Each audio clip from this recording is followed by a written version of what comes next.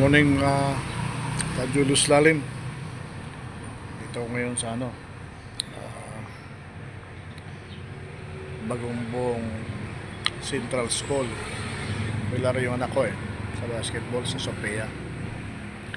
Hinatid ko noong umaga. Ngayon dito ko sa 7-Eleven. Ayan. Kumain ako ng yung omelette. Yan. Inom tayo ng gamot para sa high blood maintenance. Tubig yan.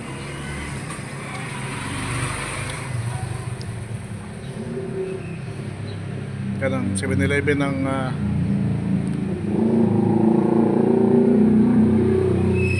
sa Bagumbong High School pala. Bagumbong High School. Okay mga kalalim, salamat sa panood. May uli.